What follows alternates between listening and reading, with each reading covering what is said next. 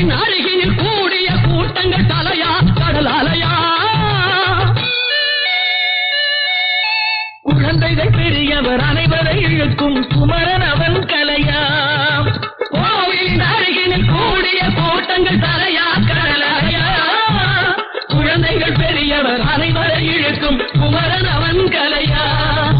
திருச்செந்தூரின் கடலோரத்தில் செந்தில் நாதன் அரசாங்கம் தேடி தேடி வருவோர்க்கெல்லாம் தினமும் கூடும் தெய்வாம்சம்